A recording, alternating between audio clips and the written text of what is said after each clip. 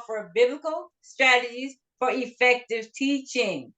And today we have Stacey Sweeny, who's joining us one more time. I'm definitely not going to say the last time, but one more time, talking about kingdom principles of biblical stewardship. How are you today, Stacey? I'm good. I'm so happy to be back. Thank you for welcoming me back to this part 2. And why don't you help me out a little bit, Ronette? Why don't you let everyone know what is this kingdom principles of biblical financial stewardship is? Okay, I will. So, biblical financial stewardship is the care, management, goal setting, and increase of God's money. Everything God gave us, He expects us to manage it and take care of it. He gave it to us with a specific purpose in mind. The Bible tells us in James 1:17 that every good and perfect gift thing comes from God. Our minds, our health, our bodies, our talents, material possessions, relationships, children, and just money. We are to manage what God gave us, grow it, maintain it so we can grow God's kingdom. You are the chief financial officer, CFO over his kingdom. His kingdom has many empires. The empire that you are in charge of, that we are in charge of, is our own individual money and economy in our household or in your household. And with that, I have Stacey. We're ready for you. Thank you. So, for those who missed the last one, you can catch episode 40. I believe it's episode 40. And we spoke about 3 different principles in this financial biblical stewardship. And the first principle is principle 1 is dealing with your tithing, giving God the first 10th of your income, a 10%.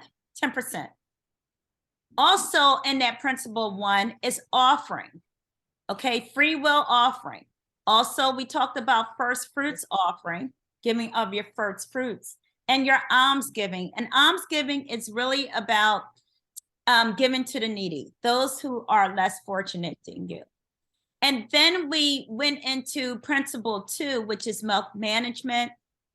And I'm going to come back to that, Ronette, just to dig in a little bit more, because I know we zoomed through that last time. So we're going to come back to that. Let me just quickly talk about principle 3.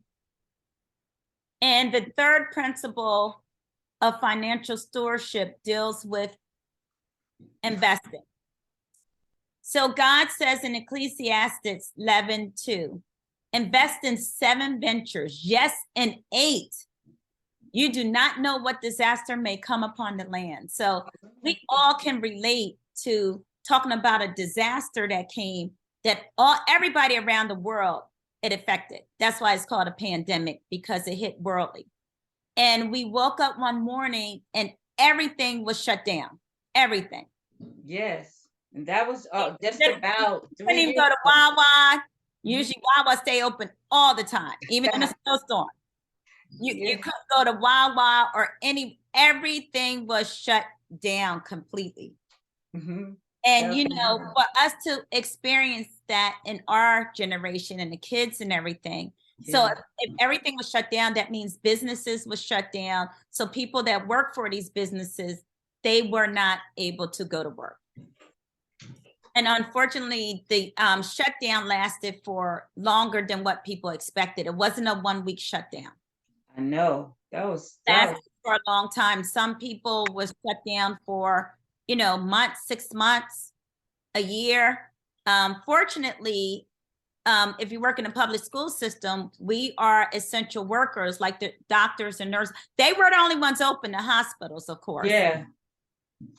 The essential workers, the police, but everyone else was shut down and they didn't have any money. So that's why God said this. Yeah. Because you don't know what disaster may come upon the land.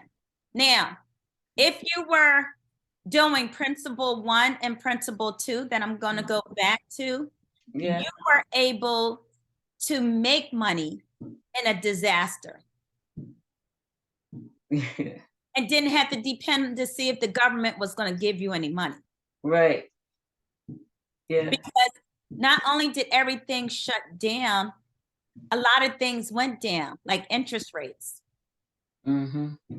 The interest rates for houses was 2%. Yeah. Yeah. People were buying homes too. If you were in a position to refinance your home for a lower interest rate, to buy another home for a lower interest rate, I mean, people were just taking advantage of it that were able to. And those who were not, because maybe their credit score or something like that was messed up, they had to, first of all, they had to come to people like me to help them with their credit score. Yeah. So they could be able to. So you always want to be prepared for the opportunity. Always want to, because you don't know when God is getting ready to bless you. And you don't know what disaster is about to come. So there's another disaster that we're in right now. So before the pandemic hit, everybody's like, it's just in China, it doesn't affect us. Anything that goes on somewhere affects everybody everywhere. It sure does. Yeah. So there's another thing that's going on. There were a few big banks that shut down, no money. How is that possible? I know. Did people cause that? Like when people said somebody said the bank was going, so then people withdrew their money. Is that what? No, there's a lot of variables that it's affecting that, but this pandemic is still affecting. And then you got a president just giving money to everybody. Yeah, yeah. You know, they had to keep raising the debt ceiling for. I mean, so that's another story. Another story. Yeah, but that's another story. But anyway, we want to be prepared for when a disaster comes. So God said invest in 7 things, yes, 8. Because if one doesn't work out or if one shut down, you got 7 more. I love that scripture. Now, I'm telling you, I read the Bible, I read the Bible, and I know I read every verse in Ecclesiastes, but I'm loving this. This is the first time I'm hearing this scripture this way since because you spoke on the last time. But this is one of my favorite scriptures right here now. It's into investments, but you cannot successfully do 3 without successfully doing 1. And you cannot be successful in 2 unless you're successful in 1. You know, now in 1, and I'm going to go back and talk about that a little later. But some people like to not do all those givings and offering. They may just give to the people, but don't pay their tithes. And when you give, you do get back. God said that. He keeps his word. Okay. Don't you want everything that God has for you? I want all that God has for me. Right. He wants to give it to me. Why don't I want it? Absolutely. I'm going to be like, oh, no, you can keep it. I don't want it. Okay. Yeah. So here's some investments. There's more than this, but here's some things: stocks, bonds, CDs, mutual funds, ETFs, options, annuities, commodities, retirement plans, cryptocurrencies, precious metals, even cars, even art. Art is like really, if you know your art or into art, that's a good investment too. I love classic cars. Classic cars, that's a good investment. Like a classic Corvette but these are the things that we need to do. I have some Bible verses here. It says, trust in the Lord with all your heart and lean not unto your own understanding, but in all your ways acknowledge him, and God will direct your path. You have to trust him. Trust the process. Pray for and ask God. Ask God what to do. Pray that the Holy Spirit will guide you. Pray for faith. Pray for patience. Pray for consistency. Pray for strength. Okay. But importantly, trust the process. That means have faith in the process. Not your process, God's process. Your process is not working. We have a plan, and then it's not even lining up. Right. God, faith, and patience in the time that is needed. Don't try to do shortcuts. Apply these principles. God will increase your income. He will increase assets. He will increase favor. He will increase promotions. He will increase credit score, wisdom, knowledge, understanding. God will increase God will do things for you that you can't even imagine. Okay, I'm hearing this. You think I'm not? I know you don't think I'm not, but this is. No, I'm getting it. I'm getting it. now look at, and God may supply all your needs according to his riches, not yours, his. And glory in Christ Jesus. And we talk about faith. Faith is the substance of things hoped for, but the evidence of things not seen. Faith is believing something without even seeing it and knowing that it's going to happen. And celebrating before it even happens. Right. That's faith. It is. Ask God. Matthew 7:7. Ask and it will be given to you. Seek and you will find. Knock and it will be open to you. You have not because you ask not. Mm-hmm. If any of you ask wisdom, let him ask of God who gives to all liberally and without reproach, and it will be given to you. And humble yourself. Mm-hmm. For James 4:6, and he gives grace generously, as the scripture says, God opposes the proud, but gives grace to the humble. All right, I got this. So it sounds like most of all, we need wisdom to follow his precepts and these principles. Yes, and discernment. Or I know. Pride, God even hates pride. He talks about hate. The sixth hate, and the seventh is an abomination. I think it's Proverbs 6:1. Okay. Doesn't like pride. He hates it. Mm-hmm. Hate it. Like that's a very strong word. It is. Because hate is the opposite of love, and love is a very strong word. Mm-hmm. So let's go to 2, and let's talk about 2: financial planning, budgeting, saving, credit, consistency. You have to be consistent. Yeah, so I can't just give my tithes today, and then I'm waiting 5 more months, then I decide I'm gonna tithe again. It's just not consistent. Okay. Make that have some good habits. That's a good habit to have. That I have a habit paying my tithes. Mm-hmm. Discipline, organization, counsel, wisdom, and responsibility. Be responsible. Know where your money goes. How do you spend your money, and what do you spend your money on? Do you spend it more on wants than needs? Are you an emotional spender? We talked about that before. You have to know where you're at. Or some of your things is a habit or an addiction. If it's an addiction, you need help. You're unable to control it. And there are some things you can be addicted to coffee because you're addicted to the caffeine. Yeah. Notice if you just stop coffee cold turkey, your body's going to go through withdrawal because it's craving that caffeine. So are you saying you can't be addicted to spending money? You can be addicted to spending money too. Okay, because it sounds like I could be addicted to the things I'm spending money on, but not addicted to spending money. Right. That's a habit. Just spending. That's a habit. You just want to spend. Yeah, that's a habit. Some people spend because you're feeling depressed, so they made it a coping skill. They cope with their depression by spending money. Some people cope with their depression by eating. Some people cope with it by spending money. So do you know how much your habits are costing you? So if you want to know, I think everyone should do this at least once, is use a weekly tracker to track how much you're spending a week. Use that to get an idea. Where is your money going in a week? Oh, wow. And you would be surprised. For us teachers, it's even more to do it that 15-day cycle. Right. Where your money went in during that 15 days. In that 15 days. Yeah. And so, but some people like go to Wawa every day, or my husband has to go to Wawa and get coffee. Got a coffee maker.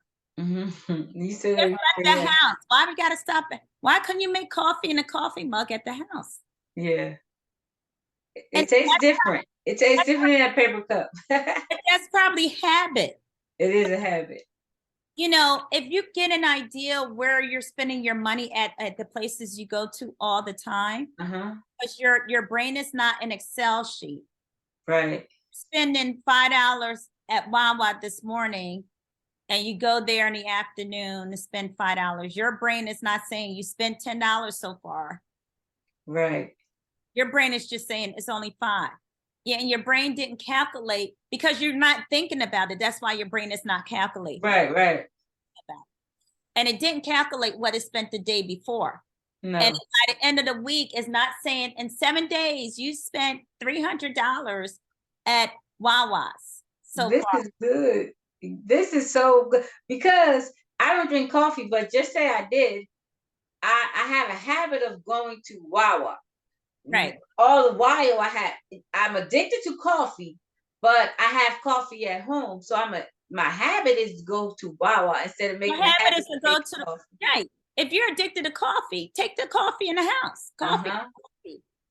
That's great. You know how good this is? I know you do, but I'm outside looking in, listening. This is fabulous because we think, okay, I have to have coffee. I have to get. I know there's other things. I have to have chocolate. Okay, keep the But coffee in the house. Save your money. yes, okay, I love this.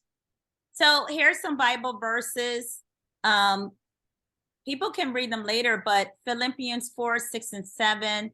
I'm going to say the Bible verses. So those of you who are listening, write this down, the Bible verses, and you can go back and write the verse down. But Matthew 6, 31 through 35, Matthew 6, 19 through 21, Proverbs 12 and 15, Hebrews 13 and 5, do you love money? You know, that talks about do you love money? And 1 Timothy 6 and 10, for the love of money is the root of all evil. And some people craving money have wandered from the true faith and pierced themselves with many sorrows. Money is not evil. No. Loving money, the key word was love. Yeah. You love money more than anything. That became your God because you're disobeying God. You're sinning against God because you love money so much you won't even give him his 10%. That's a sin. Yes. Everybody think a sin is fornicating and all that stuff. Anything that God tells you not to do and you do is sin. Right. Right. This is good. So not paying your tithes is a sin. Not giving is a sin. Right. I'm trying to find a spot for our picture. Okay. There's different types of debt. There's good debt and bad debt. Good debt will generate income. It's an asset, increases net worth and leverage wealth, lower interest, and increases value. And bad debt does not acquire assets used to purchase goods and services, do not increase wealth. It depreciates. Like a car will depreciate unless you have a classic type of car. You know, real estate is property. So yes, you pay the mortgage, but you're paying the mortgage in the hopes to own it. So all you have is just the tax. Taxes are not going anywhere. Yes. It's not going anywhere. So that's kind of crazy, but pay property taxes. That's a good, you know, business ownership, own the business. Use other people's money. And when I say using other people's money, see in business, we talk that OPM, other people's money. And what it means is using the big money to leverage. Okay. And I say use other people's money. Don't go borrowing money from your relative to pay your bill. That's not what got other people's money. No. Use the bank money to make money. Instead of banks making money off of you, make money off of them. So you will borrow money to invest in something that's going to make you money. And for example, say I want to invest in a home as an investment. Yeah. I will borrow the money. Yes. I will borrow the money. Okay. That sounds right. So here's an expense tracker for your monthly expenses. Also, pay your debts. The rich rule over the poor, and the borrower is a servant to the lender. Yeah. 100%. 100%. It's a servant to the lender. Mm-hmm. Write a plan. Mm-hmm. Write a plan out. You know what this is? I talked about one day how whatever we need, the answer is in the Bible, and you are just proving it. And so what I'm gonna do, I'm gonna give people 2 minutes to look at this real quick. Just 2 minutes to look at this. I'm gonna put my camera on mute so they can really look at this. Right. Okay. 2 minutes.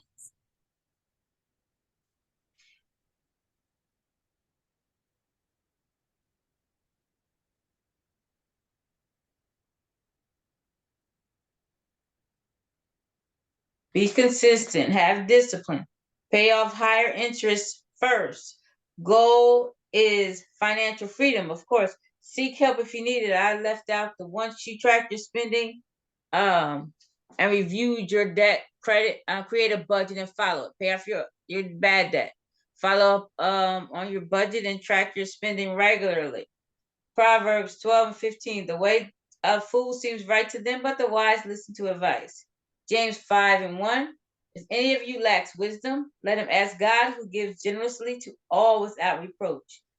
And Proverbs 16 and 3. Commit your works to the Lord, and your plans will be established. Wow. Yeah, I spoke that because of the audio. So I needed the people who are listening only to hear it. So that works. So this is, this pay off your bad debts. Get into these habits. How to calculate your net worth. A lot of people don't know how to calculate your net worth, but it's simple math. Get all your assets minus your liability. Assets is property owned that adds value. And then your liabilities would be your bad debt, and that will be your net worth.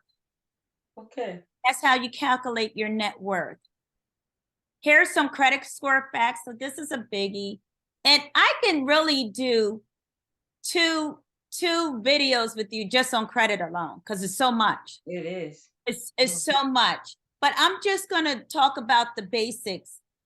So there's 2 different type of scoring models, Vantage and FICO. Okay. Most companies they're going to look at your FICO score. So that's the one you need to look at. And the FICO scoring have different models too. Now, everyone is entitled to a free credit report. Since the pandemic, your free credit report used to be once a year. But since the pandemic, now, anytime there's a crisis, there's something going on in the country, you better believe that's a time for crooks to come out. Oh, yeah. Yes. And they start getting, they get those computer geniuses to start getting into stealing your identity and everything. Yeah. So a lot what I do, I pay for a credit monitoring, meaning they monitor my credit. Experian, TransUnion, Equifax, I have my credit monitored. Okay. So any activity that's going on, I'm going to get a notification. Yeah. Oh, that's great. If I didn't do it, I can shut it down right away. So many people do not look at their credit report, never saw their credit report, didn't even know they had a credit report. Right. If someone stole your identity, like use your social security number to start buying yachts and stuff somewhere, and you finally look at your credit report, you can see that you're in debt and didn't pay any of that stuff. Right. Now it's going to take even longer and more money for the attorneys to try to clear that up for you. Yeah. If you have a credit monitoring, where anytime my credit card or something is used or my social security number, I get a notification. Oh, did you just charge $300 at Macy's? Yeah. I'm going to get a notification. If I didn't, I'm going to text back and say no. And they're going to shut that transaction down right away. Or is it also if someone tries to check into your credit, look into your credit. Look into your credit and everything. So it's worth paying, whether it's $20 or $50 a month, whatever it is. It's that worth your financial protection, your financial identity. Absolutely. A lot of people don't look at protecting their financial identity. So they don't want to pay the monthly fee. I'm not paying $20 a month. I'm not paying $50 a month. I'm not paying $100 a month. Okay. That. Yeah. But you'll pay an extra $100 for a cable, and you don't even look at. There's 200 channels you don't even look at. I just cut my cable off. I have just the internet now because it's over $200. That makes no sense. And I don't watch TV like that. Yeah. You That's have to one thing that understand I your did. needs and your wants. What Yeah. is a need? What is a want? What's more important? Oh yeah. Okay. That's an investment to, as like, you protect your people have life insurance, car insurance, in case something happened. People don't get financial protection to protect their financial identity in case something happened. No. Oh, this is good. Somebody can steal your house, and you don't even, because there's sneaky crooks out there. I know. I heard something about that too. So yeah. I think they done had the deed and everything signed on your house. You got to pay for these financial identity protection of yourself. Oh It's man. investment. Okay, here's the score rating. So, even with insurance, car insurance, I don't know if people know this, but your rate also depends on your credit score. They don't pull a hard pull, they pull a soft pull, which doesn't affect your credit score. But some car insurance companies will pull a soft score to determine your rate. Yeah. Discount. So people need to look into that. Here are ways to improve your credit. Pay your bills on time and try to pay off some bills.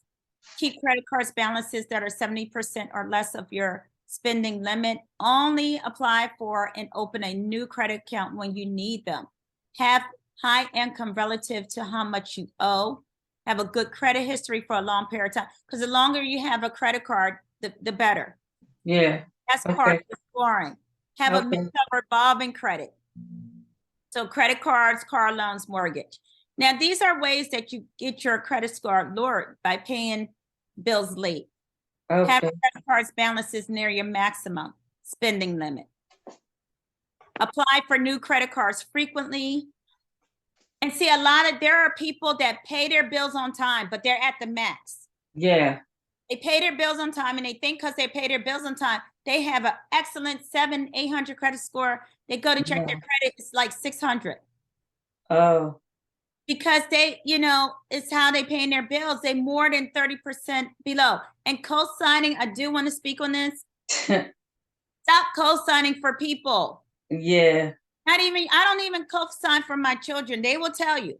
I'm going to teach you how to get a job, manage money, pay bills, start having your kids pay bills.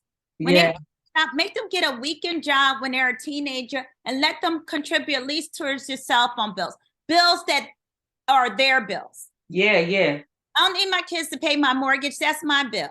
Yeah. They can pay their phone bill. That's their bill. Yes. Teaching them how to manage money and let them get their own credit. You want to help somebody out, make them an authorized user on your credit card. But don't own the credit card to be using it. Just make them an authorized user. Yeah. Don't give them any information. No, because they'll mess your credit up. So they are just an authorized user, but they are not allowed to make decisions. Right. Yeah, I thought about that too. Yes. Okay, so we're back at investing. So doing all these things, will help. Run it. Remove this. You know what? You cannot be successful in investing. Principle 3, they have to be done in order. Do not deviate. Do not try to take shortcuts. God is not dumb. He know you're trying to take a shortcut. Don't be like, oh God, I don't know why this has happened to me. I can never get ahead financially. Well, you can't handle $1,000. Why you expect him to give you $1 million? Yeah. You couldn't even handle $100. God said to take this $100 and pay your light bill. You took 30 of it and bought some shoes. Yeah. And said, I'm gonna just pay $70 on the light bill when God gave you the 100 to pay the whole 100. Yeah. Or how about, I hear about this investment that people are investing in this stock. Just say, I want to take, when I get paid, I'm gonna take 30% of my pay and invest, but I didn't tithe, I didn't give. So Gotta that's tell not gonna work either. how you're giving to other people and you don't give to God first. Now, Yeah. if this was like Mr. Wonderful on Shark Tank and you didn't pay him his equity, he's done with you. Yes. He's done Yeah. with you. But God is a patient, faithful God. But you're not Mhm. going to get extra out of his pocket if you're robbing. God said, "You rob me of my tithes and offerings. Right. Okay. Bring all your tithes to the storehouse." Okay. Don't rob God. No. Rob God before. You know why? Because God, grace and mercy. That's why people take advantage of God's grace and mercy. Because Hmm. a human being is not giving you any grace or mercy. No. The bank is not. I don't know nobody. Yeah. People are not giving out grace and mercy. No. They will kill you over the money you owe them. I know. Yeah. Or then you owe people, you owe people and you can't pay them, but they see you in the mall shopping for something you don't need. Right. Right. That is so disrespectful. It is right. And I'm not going to chase anybody down. I'm just like, I'm done with them. They won't get it. I'll take it. I'll take that L. I'll take that loss. Just can't get any more money from me. Right. Yeah. Yeah. No, This is and good. learn how to say no. Right. It's very powerful, just as powerful as yes. No can not put you in situations that you don't want to be in. Yeah. And I'm listening and I'm thinking like, just say someone doesn't have the discipline, so we have to probably get help. We probably need Help, somebody to help. but when you get the help and the person is helping you and they're telling you what to do, you have to do it. Yeah, you have to do it. Don't waste a person's time. No. You have to apply yourself. Have Mhm. faith. Faith without works is dead. You got to put action. That faith is an action word. You got to put action. Yeah. You got to be a participant in the process. You got to trust the process, which is God's process. You got to be a participant in it. You got to apply and do the things you need to do. If Yeah. you're not paying God 10% from 1,000, you didn't give him his 10%. You want him to give you $1 million. He knows he's not getting 10% of that. If you can't give him Right. $1 million is $100,000. God knows he's not getting that from you. He Right. didn't even get $10 from him when you got an extra 100. He didn't even get $10. So I'm hearing that I'm hearing, because some things I learned before that, those who have an ear, let them hear. So you can hear, once you hear this and you actually hear it, then you're ready to take heed to follow all the precepts, all the principles, and then you will be financially free. But there are no shortcuts. I'm hearing all that. Like this is There's no good. shortcuts. You have to be successful to do one. Like a lot of people, they don't do all the types of giving in one. Maybe they haven't been taught it. But now, if you listen to this, and I just told you this information, God is going to hold you accountable. You no longer can say, I didn't know it was that You many didn't types. know. Ooh, But now you know. right. So, you're responsible of it now. That information, now you have to apply it. You can't say, I didn't know. I forgot. Like you do, Right. but you have to do it, and you have to apply it. Do one successfully, learn how to do one first, then start, with ties. Look, if you can't pay 10%, at least give them 5%, Yeah. 2%, and work your way up. Gradually work your way up till you get to that 10%. Right. After you successfully do 2, you'll be successful in 3. But now you have to learn how to do 3. But Yeah. God is going to help you with that because you were so successful in 1. You're going to learn how to budget, plan. God's going to give you wisdom. God's going to show you how to even make money and everything. You can be your own bank through life insurance. That's a lesson in itself. Yeah. This is how to contact me. Facebook, Facebook.com, Wealth Elevation Building. TikTok at Mimi Sweeny, Sweeny, Sweeny. Instagrams at Stacey_Mimi-Sweeny.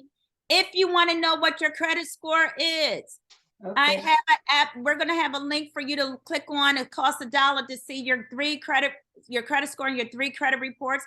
And if you want credit monitoring, you just extend beyond $1, which is just what, $20 a month, I think. If you want me to help you with your credit, restore it, get it all fixed up, bring the score, raise it up, and all that stuff, I have a link there to tell you the services that I offer. And if you want to make extra money, I can help you with that in business building. Oh, fabulous. I love it. I mean, I am a student. I mean, this is something I know we all can learn, we all can use. I don't care where you are on your financial journey. Sometimes we forget. So Right. this is something we can all use. I thank you, Stacey, for coming. You for I giving me love this the course right here.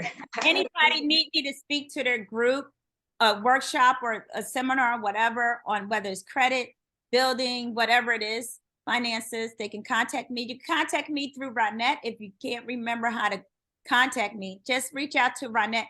Put a question under the video. How do I Yeah, contact Stacey? You know, right.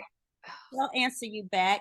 And I have done groups. I have done webinars. So, you know, I'm available.